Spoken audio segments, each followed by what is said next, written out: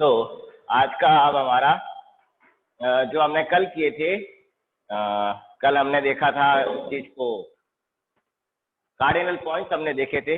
अब उन cardinal points को जो हमने कल बात की थी उसी पर एक क्वेश्चन कर लेते हैं कि prove the properties of nodal point. Nodal point की जो प्रॉपर्टीज है उनको हमको प्रूव करना है। और नोडल पॉइंट की प्रॉपर्टीज क्या होती है?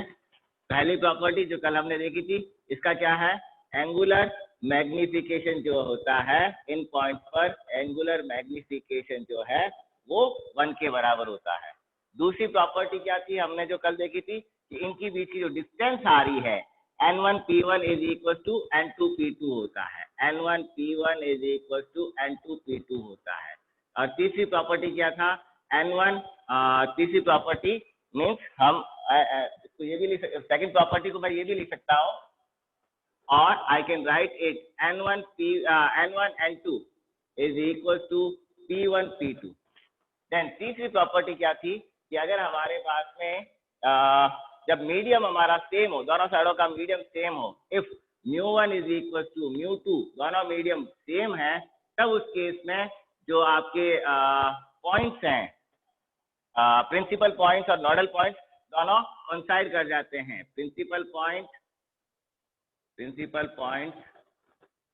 And principal point coincide with nodal point, coincides with nodal point।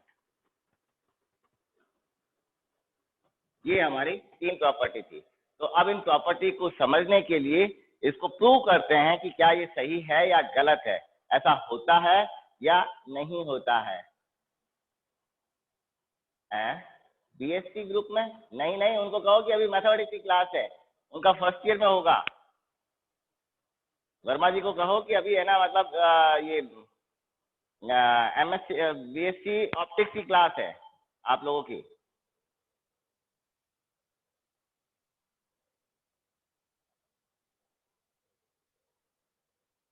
मैं उनको मैसेज डालता हूँ।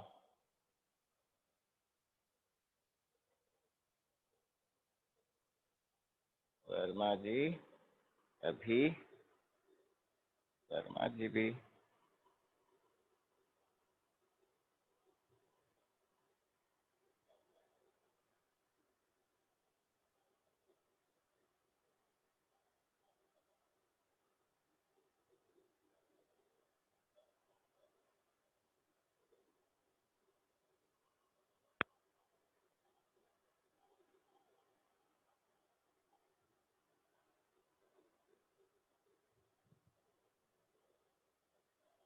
मैं उनको टाइम टेबल ही भेज देता हूँ। हमारी हमेशा प्रॉब्लम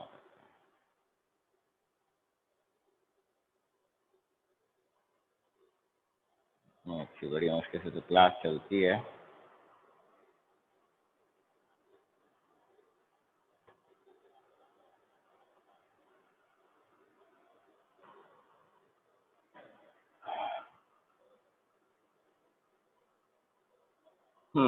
मैंने उनको मैसेज कर दिया, आपका भी मैंने मैसेज देख लिया है।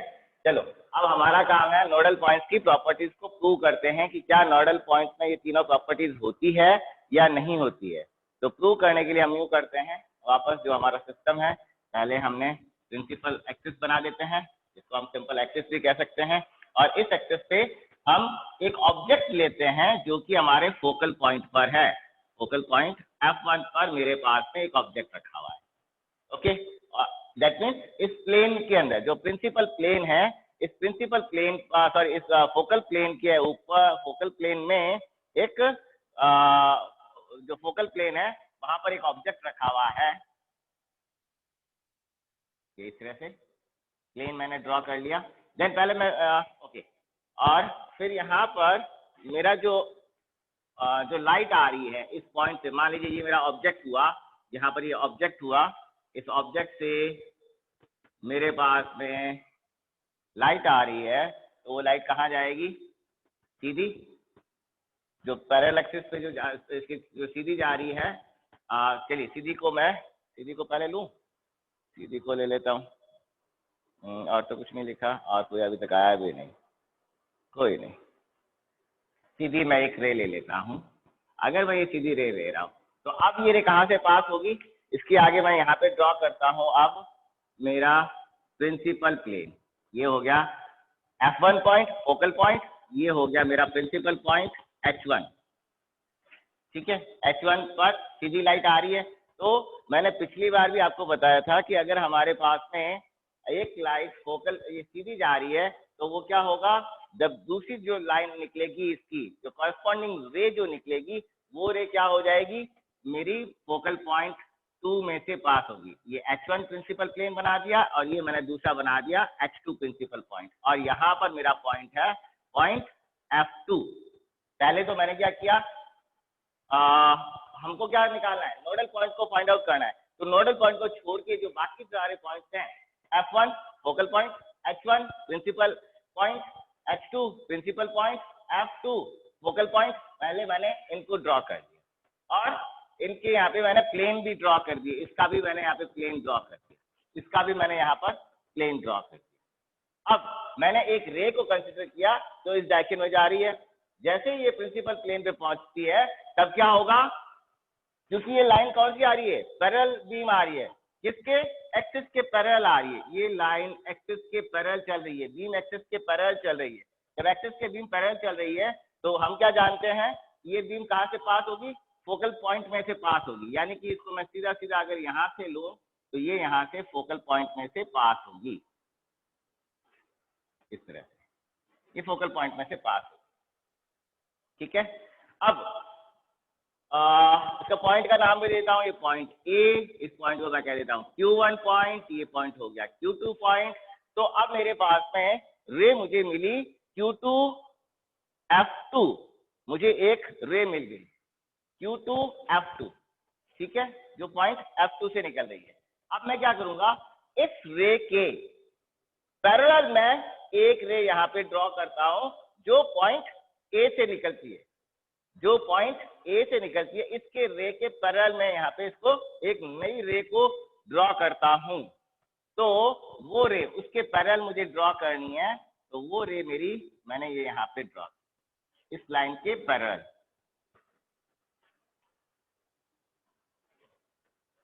ठीक है, इस लाइन के पैरेलल मैंने एक रे को ड्रॉ कर दिया। अब ये जो रे आई वो कहाँ पे कट कर रही है, इसको प्रिंसिपल एक्सिस को, प्रिंसिपल जो प्लेन है उसको इस पॉइंट पे कट कर रही है। इस पॉइंट का भी नाम देते हैं, क्या नाम लिखें इसको, पी डाल दें, क्या लिखें, चलो इसको पी लिख देते हैं। Q1 Q2 हो गया, इस पॉइंट को मैं कह देता हूँ पॉइंट P1। तो P1 पॉइंट पर लाइट यहाँ पर पहुंच रही है। तो जैसा हम जानते हैं प्रिंसिपल एक्सिस पर क्या होता है, लाइट, प्रिंसिपल एक्सिस पर लाइट जहां पर एंटर कर रही है, जिस हाइट पर एंटर कर रही है उसी हाइट से लाइट वापस बाहर निकलेगी। तो इसी हाइट से लाइट अब मेरी यहां से बाहर निकलेगी इस तरह से, और ये इस तरह से गई। ठीक है, जब ये इस तरह से जाएगी, जैसी जो थी यहां से जिस हाइट पर आ रही है उसी हाइट पर मैंने रे को यहां से बाहर निकाला। ठीक है, अब देखो, अब मेरे पास है यहाँ पर मैं क्या करता हूँ, इस लाइन को थोड़ा और एक्सटेंड कर देता हूँ। जो ये जो लाइट आ रही है आपकी, इस रे का नंबर दे देते हैं ना, वो ज्यादा मुझे तो इजी लगता है। रे 1 यहाँ पर आई, रे 2, रे 2, और अब देखो इस रे 2 को मैं आगे एक्सटेंड करते हुए मैं लेके आ जाता हूं मेरी जो एक्सिस है प्रिंसिपल एक्सिस के ऊपर, मैं इसको यहाँ पर कट करता हूं। तो जहां पर ये प्रिंसिपल एक्सिस पे जो जहां पर ये लाइन मिलेगी उस पॉइंट का मैं नाम दे देता हूं, वो मेरा हो गया पॉइंट N1। इसी तरह से इसकी कॉरेस्पॉन्डिंग, इसकी कॉन्जुगेट जो रे है, रे 2 इधर से अंदर घुसी और यहाँ से बाहर निकल रही है, तो रे 2 पे ये जो पॉइंट बना, ये पॉइंट हो गया मेरा N2। N1 और N2 now known as nodal point. और इन दोनों नोडल पॉइंट की प्रॉपर्टी क्या है कि इन दोनों पे देखो आप, रे ये आ रही है, रे 2 यहाँ पर आ रही है। तो रे 2 जो N1 पे जो एंगल बना रही है, एंगल ये यहाँ पर जो एंगल बना, ये वाला एंगल, और ये यहाँ वाला एंगल, ये दोनों एंगल, अगर ये एंगल मेरा इधर वाला एंगल θ1 है और ये एंगल मेरा θ2 है, तब उस केस में क्या होगा, ये रे किसके पैरेलल है, ये और ये रे आपस में पैरेलल है। जब ये दोनों रेज आपस में पैरेलल है तब एंगल उस केस में क्या हो जाएगा, दोनों आपके बराबर होंगे। जब उस केस में दोनों एंगल क्या हो जाएंगे, बराबर हो जाएंगे। ठीक है, कैसे बराबर हो गए, अभी जो हमने बात कही उससे, सिंस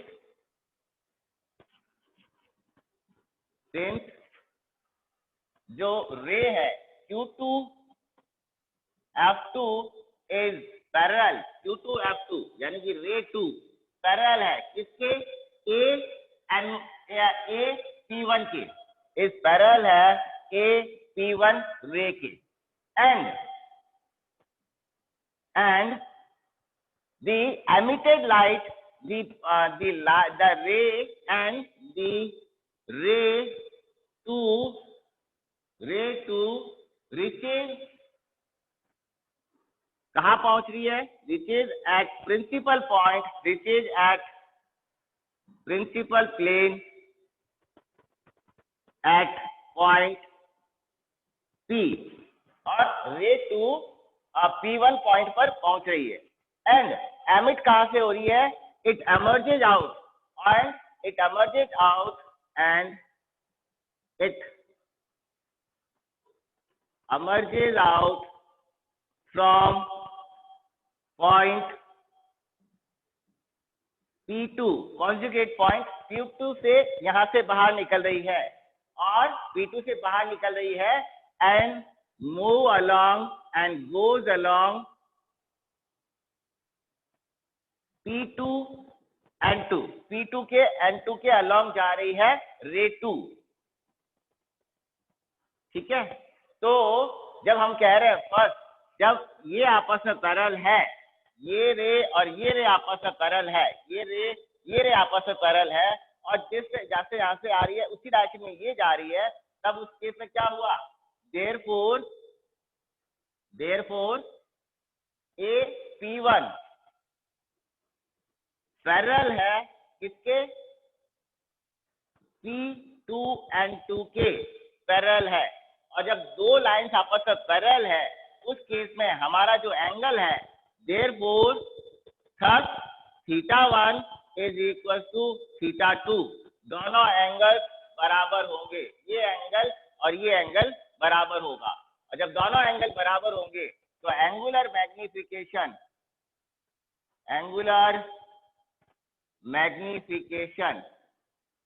कितना, एंगुलर मैग्निफिकेशन क्या होता है, m theta is equal to 10, जो बाहर लाइट जा रही है उसका एंगल tan θ2 डिवाइड बाय जो अंदर लाइट आ रही है, ये यहाँ पे इसका एंगल बन रहा है ना, तो ऑब्जेक्ट का एंगल, तो tan θ1 और θ1 और θ2 क्या है, दोनों बराबर है, तब उस केस में m थीटा की वैल्यू क्या हो गई, 1, एंगुलर मैग्निफिकेशन 1 होगा।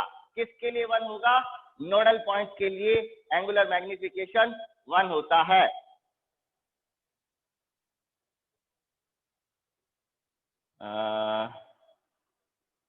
सर जो पॉइंट अच्छे हैं उनके एग्जाम्पल करवा दो, ऑब्जेक्टिव क्वेश्चन, हाँ ठीक है मैं करवा दूंगा। ये कौन कनेक्ट हुआ है जी, एक नया आदमी, ये कौन कनेक्ट हुआ है, उसका नाम नहीं आ रहा है। गुड मॉर्निंग मानवेंद्र, ये क्या लिखा है आपने, HHT, सही ढंग से कनेक्ट ही नहीं हो आप, आपका नाम ही नहीं आ रहा है यहाँ पे।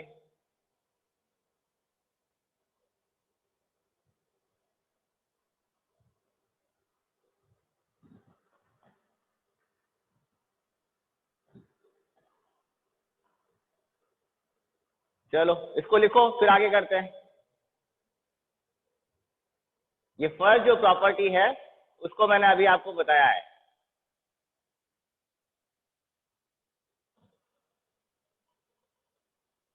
कोई नहीं, नाम को मैंने चेंज कर दिया, आप करो, इसको लिख लो, फिर मैं इसकी नेक्स्ट प्रॉपर्टी जो है उसको हम करते हैं।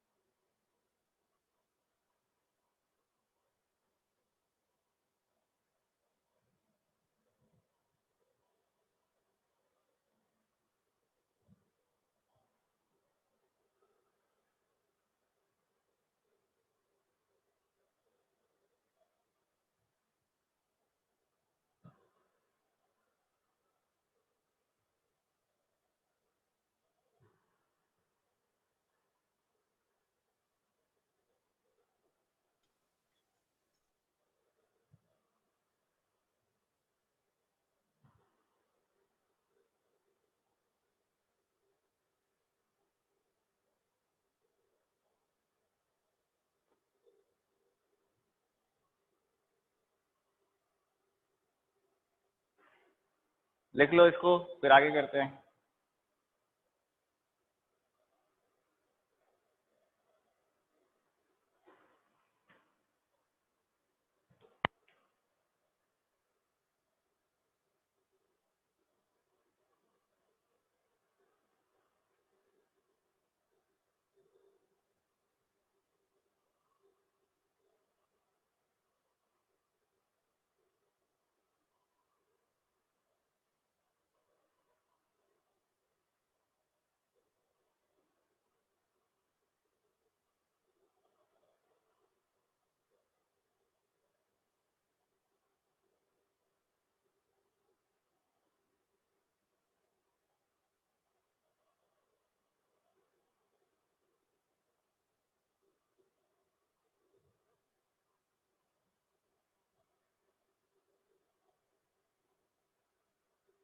हो गया?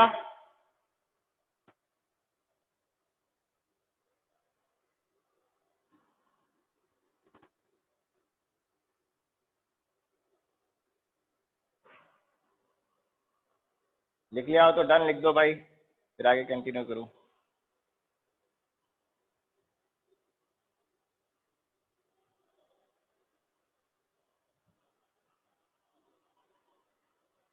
Okay Manvendra, okay.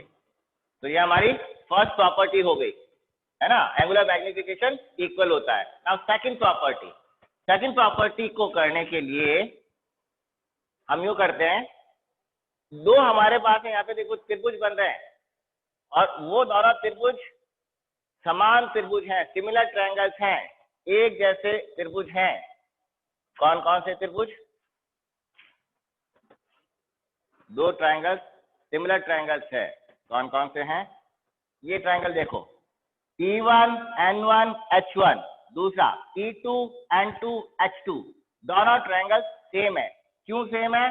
कि दोनों के एंगल जो N2 N1 और N2 पे एंगल बन रहे हैं वो क्या है? थीटा। अभी हमने प्रूव कर लिया थीटा 1 और थीटा 2 की वैल्यू सेम है, तो दोनों एंगल सेम। देन दूसरी प्रॉपर्टी, यहाँ पर एंगल H पर एंगल 90 डिग्री, यहाँ पर H पर एंगल 90 डिग्री। क्यों है 90 डिग्री? क्योंकि ये हमारा, मैंने पहले ही कहा था, जो प्लेन है वो ऑप्टिक एक्सिस के साथ में 90 डिग्री के एंगल पर है, परपेंडिकुलर प्लेन है। देन तीसरी बात, ये हाइट, P1 H1 की हाइट और P2 H2 की हाइट बराबर है। तो that means since P1 H1 is equal to P2 H2, क्यों हाइट बराबर है? क्यों? क्योंकि ये हमारे दोनों प्रिंसिपल प्लेन्स है। प्रिंसिपल प्लेन पे जब भी लाइट टकराएगी तो वो उसी हाइट से बाहर निकलती है। क्यों निकलती है? क्योंकि यहाँ पर आपका लेटरल मैग्निफिकेशन बराबर, लेटरल मैग्निफिकेशन यूनिट होता है, 1 होता है। तो सिंस P1 बराबर P2, angle N1 is equal to angle N2, angle H1 is equal to angle H2। तीन प्रॉपर्टी हमारी सेम है। तो जो ज्योमेट्री हमारी क्या कहती है, इसका मतलब ये हो गया कि जो right angle P1 H1 N1, P1 H1 N1 similar triangle है, इसके right angle P2 H2 N2 दोनों सिमिलर ट्रायंगल्स हैं। जब दोनों सिमिलर ट्रायंगल्स हैं तब उस केस में क्या हुआ, H1 N1 किसके बराबर हो जाएगी? देयरफॉर H1 N1 बराबर हो जाएगी, ये डिस्टेंस इस डिस्टेंस के बराबर हो जाएगी। H1 N1 is equal to H2 N2, ये डिस्टेंस और ये डिस्टेंस बराबर हो गई। ठीक है, कोई डाउट यहां तक? तो अब यूं करता हूं, मुझे निकालना है, यही निकालना था, इसको मैंने अब P लिखा है, P की जगह H लिख दीजिए, तब भी बात हुई है। P लिखो या H लिखो। H1 N1 is equal to किसके बराबर?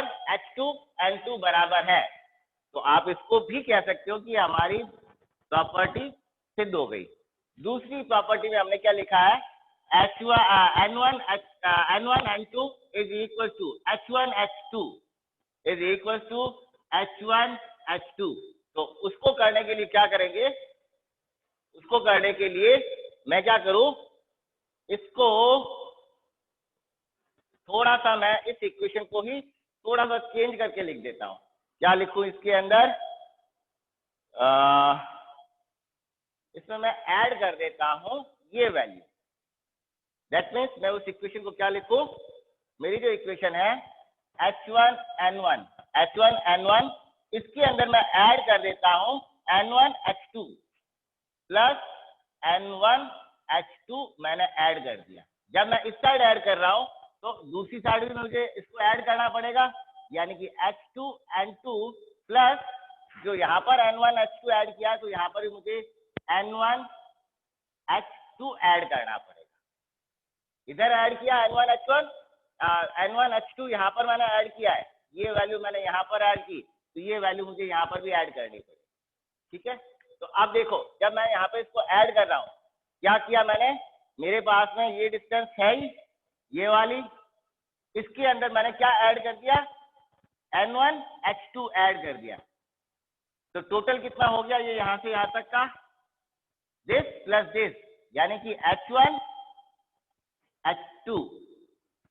तो ये जो क्वांटिटी है ये पूरी बन गई मेरे पास में N1H2 इज इक्वल टू, उस साइड देखा जाए तो क्या है, मेरे पास में ये वैल्यू दे रखी है, ये वाली वैल्यू ये रही H2N2 इसमें क्या ऐड कर दिया N1H2 इसके अंदर ये जो चीज है ये मैंने इसमें ऐड कर दी। ठीक है, ये यहां तक है। जब मैंने इसको ऐड कर दिया, अब टोटल क्या हुआ, this plus this is total ये डिस्टेंस कितनी, N1N2 is equal to N1N2। तो ये हमारी सेकंड प्रॉपर्टी। अब सेकंड प्रॉपर्टी ये क्या कहती है, सेकंड प्रॉपर्टी ये कहती है कि डिस्टेंस बिटवीन, ये क्या है, distance between principal point, distance between principal point is equal to, distance between principal point is equal to किसके बराबर है, distance between nodal point, distance between nodal point, दोनों डिस्टेंस बराबर होती है। लिख लीजिए, ये हो गई हमारी सेकंड प्रॉपर्टी।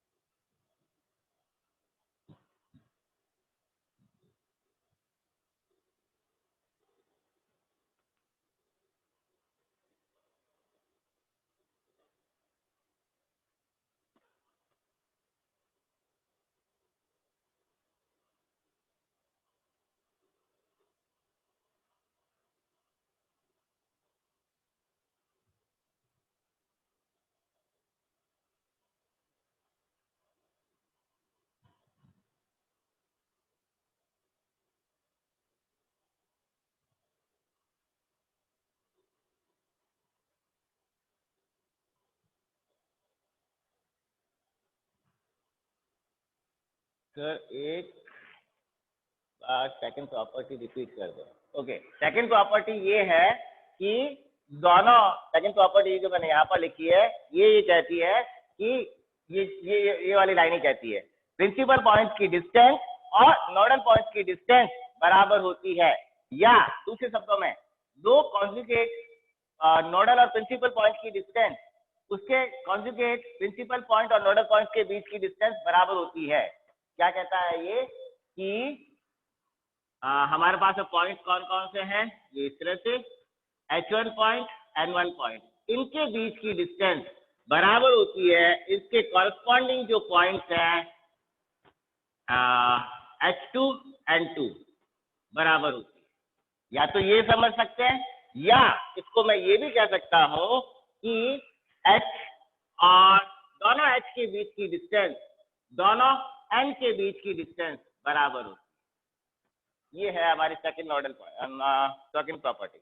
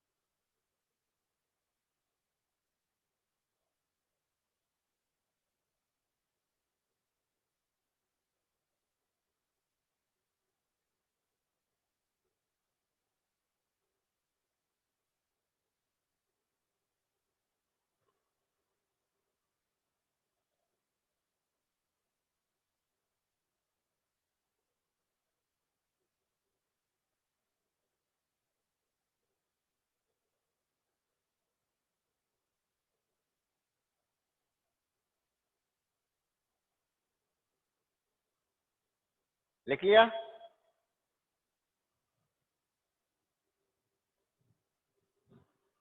ओके मानविंदर।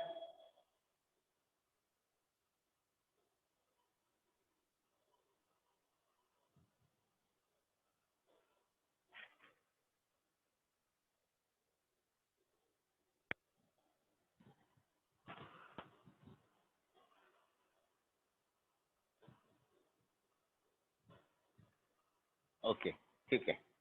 तो अब हमारा थर्ड प्रॉपर्टी क्या है कि अगर मीडियम मेरे दोनों साइड में बराबर है, इस साइड का मीडियम ऑब्जेक्ट स्पेस का मीडियम और इमेज स्पेस का मीडियम अगर बराबर है तो प्रिंसिपल पॉइंट और नोडल पॉइंट दोनों क्या हो जाएंगे, मर्ज हो जाएंगे, एक दूसरे के ऊपर आ जाएंगे। मतलब क्या हो जाएगा, इनके बीच की जो डिस्टेंस है जो अभी मैंने ये लिखा है n1 h1, that means n1 h1 क्या हो जाएगा, 0।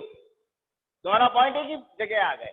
तो अब ये थर्ड जो प्रॉपर्टी है उसको देखते हैं।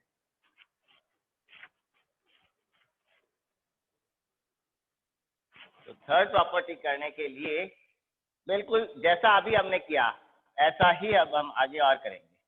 अभी हमने क्या किया था, ये जो दो छोटे ट्रायंगल्स थे उनको हमने आपस में पहले चेक किया क्या वो सिमिलर ट्रायंगल्स है या नहीं है, और उसके बाद हमने आगे किया। अब हम क्या कर रहे हैं, दो बड़े ट्रायंगल्स, अभी हमने ये दो छोटे ट्रायंगल्स लिए थे, अब इसकी जगह ये बड़ा वाला ट्रायंगल ले लीजिए। कौन सा, AF1N1।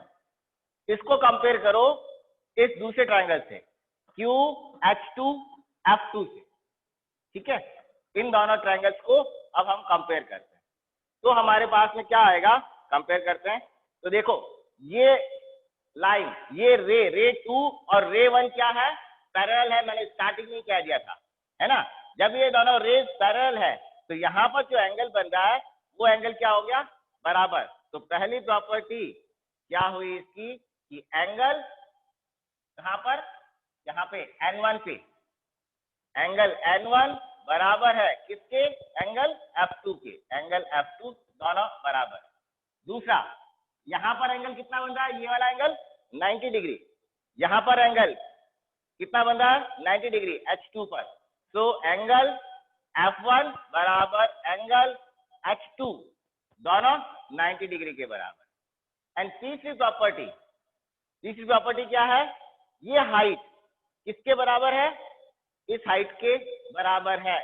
यानी कि AF1 बराबर है Q2H2 के, ये दोनों बराबर है।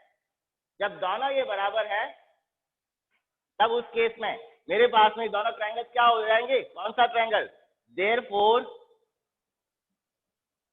ट्रायंगल कौन कौन से, ट्रायंगल राइट एंगल AF1N1 बराबर हो गया, सिमिलर ट्रायंगल हो गए किसके, राइट एंगल Q2H2F2, Q2H2F2, ये बड़ा वाला ट्रायंगल और ये बड़ा वाला ट्रायंगल आपस में एक जैसे हैं, सिमिलर ट्रायंगल्स हैं, और जब ये दोनों ट्रायंगल्स बराबर हैं तो इसकी ये जो डिस्टेंस है और ये डिस्टेंस क्या हो जाएगी, बराबर, ये और ये डिस्टेंस बराबर।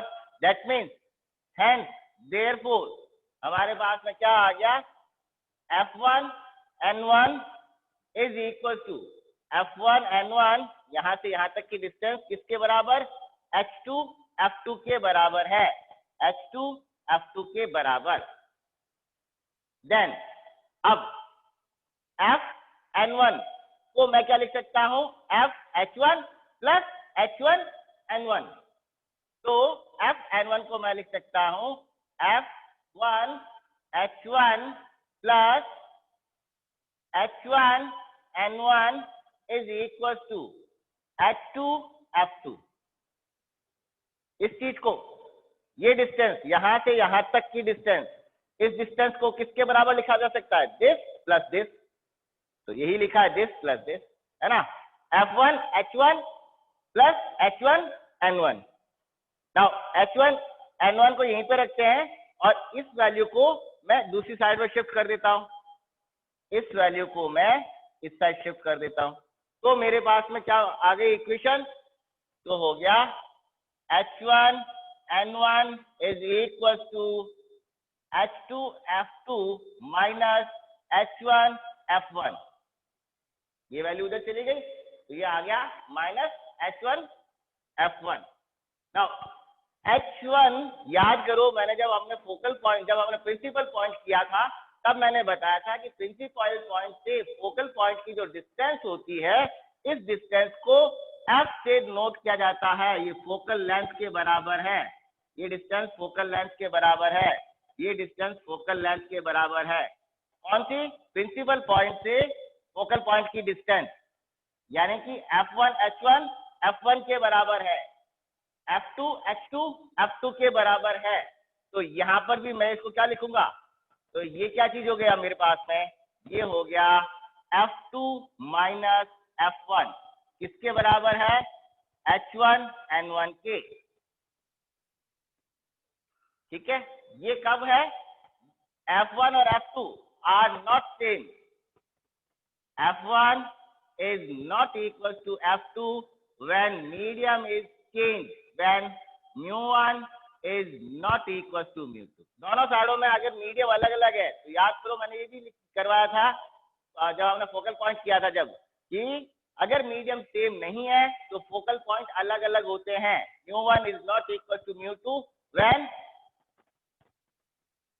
medium are not same, but when mu1 is equal to mu2, दोनों साइड के मीडिया अगर सेम है, मीडियम दोनों साइडों के सेम है, same medium on both side,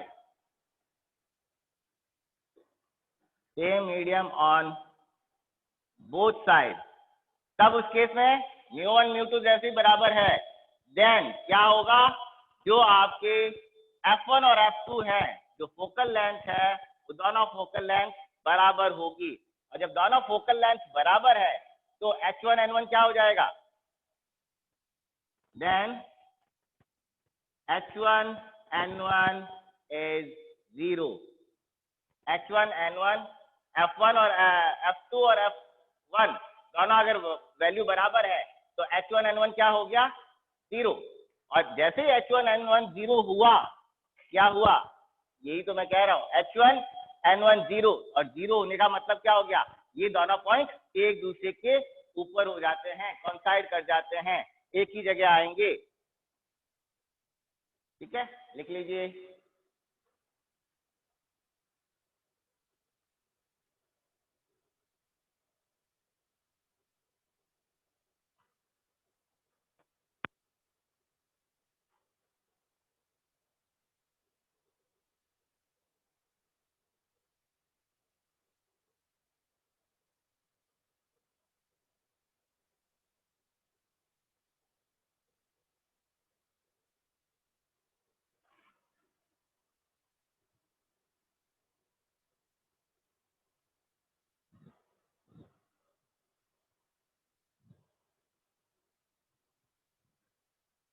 Shivangi बहुत लेट आए हो, वापस चले गई।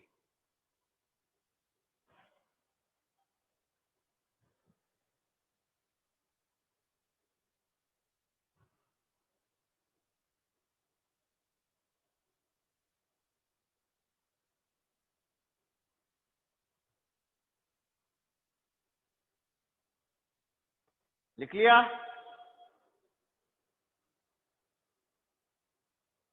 आज 40 मिनट की रिकॉर्डिंग हो गई और ये बंद नहीं हुआ, जबकि हो जाना चाहिए था बंद। चलो अच्छा, बंद नहीं हुआ तो हमारी कंटिन्यूएशन में क्लास हो जाएगी। लिखने के बाद में बता देना भैया कि डन हुआ या नहीं हुआ।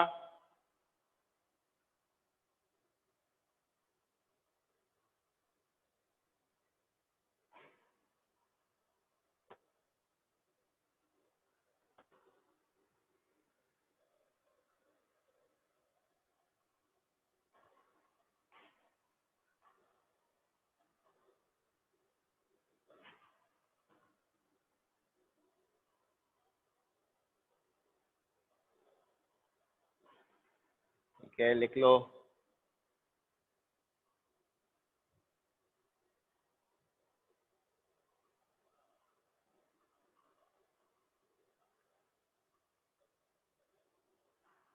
गुड मॉर्निंग पूनम जी।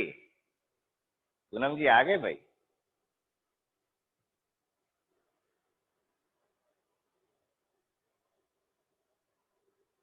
डन हो गया शिवांगी, ठीक है। भरत डन हो गया। मानवेंद्र?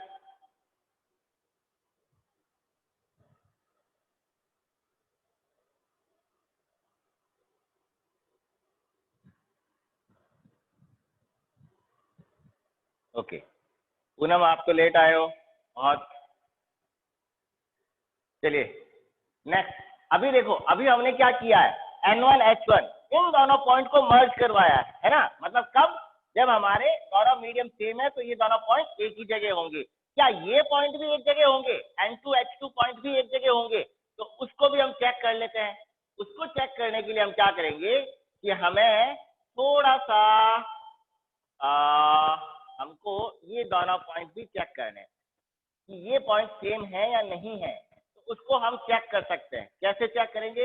ये फिलहाल मैं आपके ऊपर डालता हूं, आपको अब प्रूव ये करना है। It is a homework for you, otherwise मैं तो कर ही दूंगा। और वो इसी से हो जाएगा, मैं बता देता हूँ, यहीं से हो जाएगा। ये जो अभी हमने इक्वेशन निकाली है, इस इक्वेशन से हो जाएगा। और इससे पहले वाली जो इक्वेशन निकाली थी उससे हो जाएगा। कुछ आपको अलग नहीं करना, 2 लाइन ही लिखनी है। आपके लिए एक छोटा सा असाइनमेंट है। क्या है? आपको ये बताना है, आपको प्रूव करना है कि N2H2 is 0 कब? when mediums are same and mu1 is equal to mu2, when object space का मीडियम और दूसरा इस तरह का आपका इमेज स्पेस का मीडियम सेम है तो दोनों बराबर हो जाएंगे।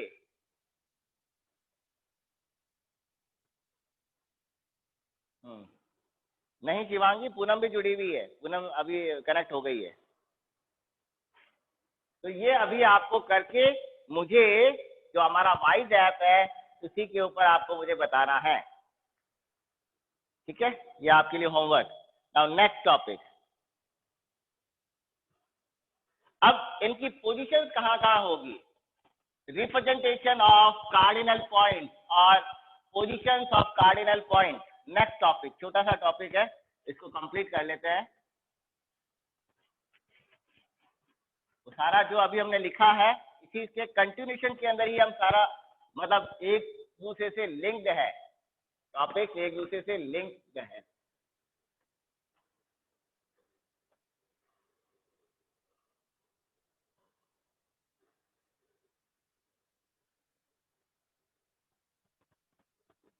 अभी नेक्स्ट हमारा ये जो है बहुत छोटा सा है, लेकिन आप आराम से इसको चीज को समझ सकते हो। और पूरी पूरी ऑप्टिक्स जो अभी तक हम पढ़ रहे हैं वो सारी सारी ऑप्टिक्स ज्योमेट्री पर बेस्ड है।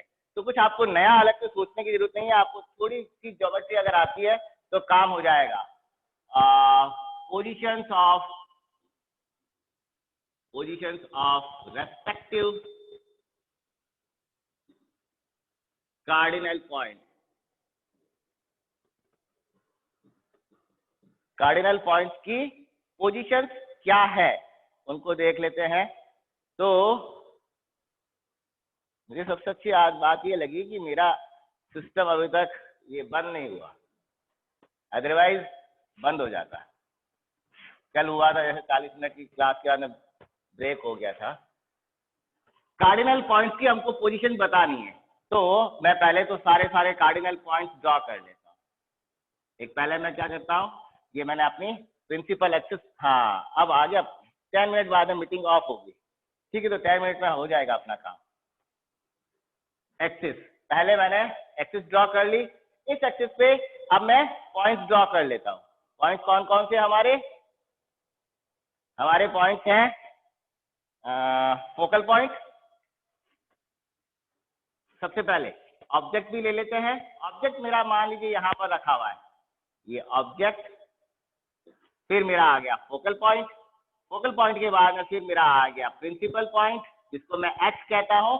कई बुक्स में प्रिंसिपल पॉइंट्स को H1 H2 पॉइंट बता रखा है, और कई बुक्स में प्रिंसिपल पॉइंट को P1 P2 भी बता रखा है, ठीक है। तो मैं फिलहाल इसको H लिख रहा हूँ, H1 पॉइंट, फिर आया मेरा नोडल पॉइंट N1, उसके बाद में यहाँ पर मेरे पास पॉइंट आएगा H2 पॉइंट, फिर आया नोडल पॉइंट N2, और फिर आगे उसके मेरे पास में पॉइंट आएगा F2 पॉइंट, एंड देन फिर मेरे पास में आएगा इमेज। ये मेरे पास और ये मेरी एक्सिस। मैं इनके बीच की डिस्टेंस बताने के लिए मैंने इनको इतना दूर दूर बनाया है, सो दैट आप आराम से समझ सको कि भाई क्या इनकी पोजीशंस बनेगी। तो जो हम जानते हैं अब तक, जो अभी तक हमने पढ़ा है, उसके हिसाब से प्रिंसिपल पॉइंट से फोकल पॉइंट की डिस्टेंस को मैं क्या कहता हूं, स्मॉल f1, ठीक है। और ये डिस्टेंस भी प्रिंसिपल पॉइंट से फोकल पॉइंट की डिस्टेंस f2, ये डिस्टेंस मेरी f2, जो हम पहले फर्स्ट लेक्चर जब हमने फोकल पॉइंट की बात की थी तो हमने इसको ड्रॉ कर लिया था। देन ऑब्जेक्ट और प्रिंसिपल पॉइंट की डिस्टेंस जो है, इसको डिनोट करते हैं हम कैपिटल U से, ये कैपिटल U से डिनोट। देन इसी तरह से प्रिंसिपल पॉइंट और इमेज के बीच की जो डिस्टेंस है, इस डिस्टेंस को ड्रॉ करते हैं कैपिटल V से, ठीक है। देन ऑब्जेक्ट और फोकल पॉइंट की डिस्टेंस को मैं अगर यहाँ x1 लिख रहा हूं, तो मैं आराम से बता सकता हूँ, ये जो पीछे जो जगह रहेगी, पीछे वाला जो है जो डिस्टेंस है वो u माइनस एक्स है, ये डिस्टेंस हो जाएगी u माइनस एक्स। सिमिलरली यहाँ पर ये डिस्टेंस है मेरे पास में x2, क्लियर। अभी हमने एक बात और कही थी, मैंने उसको अभी तक छोड़ रखा था, मैं अब उसको स्टार्ट करने के मूड में। अभी हमने लिखा था थोड़ी देर पहले एक चीज लिखी थी, याद करो, मैंने लिखा था H1 N1 is F2 minus F1, ये अभी मैंने लिखा था जब हमने थर्ड प्रॉपर्टी जब कर रहे थे, तब मैंने इस चीज को लिखा। क्या है, H1 N1 किसके बराबर, F2 माइनस F1 के बराबर है ना। और इसके साथ एक, इससे पहले हमने क्या लिखा था, एक और भी लिखा हुआ है इससे पहले हमने, वो लिखा है हमने H1 N1 बराबर होता है H2 N2 के, H1 H2 बराबर होता है N1 N2 के। ये कब पॉसिबल होगा, जब मेरे पास में ये जो डिस्टेंस है H1 N1, ये डिस्टेंस कितनी है, अभी मैंने बताया, ये डिस्टेंस H1 N1 है मेरे पास में F2 माइनस F1। तो ये जो डिस्टेंस आई वो इसको, ये डिस्टेंस, हाँ ये डिस्टेंस, एक सेकेंड मैं, ये है F2 माइनस F1, ये है F1। तो नोडल फोकल पॉइंट और नोडल पॉइंट के बीच की ये डिस्टेंस कितनी होगी, आप लोग मुझे बताओ, मैं नहीं बताऊंगा, आप लोग मुझे बताओ ये डिस्टेंस कितनी होगी। 5 मिनट बाद में हमारा ये इसका बंद हो जाएगा, जो ऐप है वो, फिर वापस रिस्टार्ट करेंगे। ये डिस्टेंस कितनी होगी, F1 H1 है, F1 और H1 N1 जो है वो है F माइनस H1, तो दोनों को ऐड कर लीजिए ना, जब दोनों को ऐड करेंगे तो क्या आ जाएगा F2, तो ये डिस्टेंस है F2। फोकल पॉइंट और नोडल पॉइंट की डिस्टेंस होती है F2 के बराबर, और फोकल पॉइंट और प्रिंसिपल पॉइंट के बीच की डिस्टेंस होती है F1 के बराबर। सिमिलरली यहाँ पर भी H1 N2 के बीच की डिस्टेंस कितनी है, ये डिस्टेंस, ये अभी मैंने लिखा H1 N2 is F2 minus F1, F2 minus F1। तो ये जो पीछे डिस्टेंस रही, ये डिस्टेंस कितनी हो गई मेरे पास में, इट इज F1, ये डिस्टेंस हो जाएगी F1। अब मुझे बताओ आप H1 और H2 के बीच की डिस्टेंस कितनी होगी, और N1 और N2 के बीच की डिस्टेंस कितनी होगी। 4 मिनट बाद में बंद हो जाएगा, बता सकते हैं। ये आप लोगों के लिए क्वेश्चन है, आपको बताना है कि H1 H2 कितना है, क्या हम इसको निकाल पाएंगे, N1 N2 कितना है, ये आप लोगों के लिए क्वेश्चन है, करेंगे हम, लेकिन आप लोगों के लिए फिलहाल क्वेश्चन है, इसको नोट कर लीजिए कि सारे हमने पॉइंट फाइंड आउट कर लिए, सारे पॉइंट हमने निकाल लिए हैं। 3 मिनट बाद में मीटिंग ओवर हो जाएगी, तो फटाफट इनको लिख लो।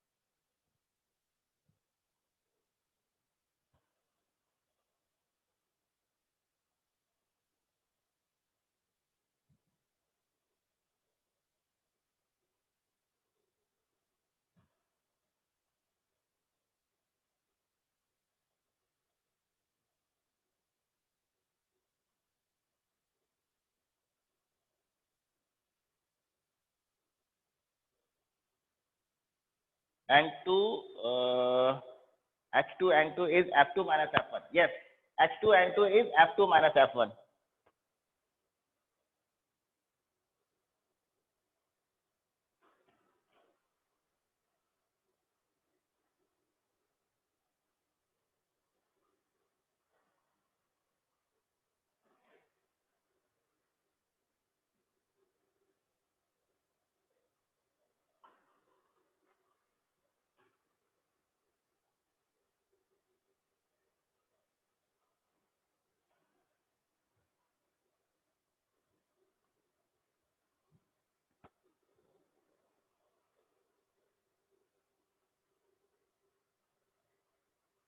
अब 2 मिनट बाकी रहे हैं, प्लीज इसको कंप्लीट कर लो। डन हो गया भरत का, शिवांगी, मानवेंद्र, पूनम, फटाफट कर लो। नेक्स्ट क्लास में हम करेंगे ग्राफिकल। अब आज इसको छोड़ देते हैं क्योंकि 5 मिनट बाद में मेरी वो दूसरी class first year BSc first year की स्टार्ट हो जाएगी, तो अब वैसे 5 मिनट ही बाकी रहे। तो नेक्स्ट क्लास के अंदर हम करेंगे फिर ग्राफिकल रिप्रेजेंट। हम इससे इन 6 पॉइंट हमको आ गए, अब इन 6 पॉइंट से हम क्या करेंगे, इमेज फॉर्मेशन करेंगे। ग्राफिकल रिप्रेजेंटेशन ऑफ इमेज का फॉर्मेशन कैसे होगा उसको देखेंगे। तो फिलहाल अपन यहीं पे इसको ड्रॉप करते हैं। और आप लोगों को मैंने अभी 3 काम दे दिए। एक तो पहले मैंने क्वेश्चन लिखा था वो, और ये दोनों वैल्यूज, क्या हम ये वैल्यूज निकाल सकते हैं या नहीं निकाल सकते हैं, ये आप मुझे बताएंगे। नेक्स्ट क्लास अब हमारी वेडनेसडे को ही है, इसको फटाफट लिख दो, बाद में ये हो रहा है complete. Done Shivangi, done Manvendra, done. ठीक है भाई, थैंक यू। नेक्स्ट क्लास कल करेंगे। Thank you.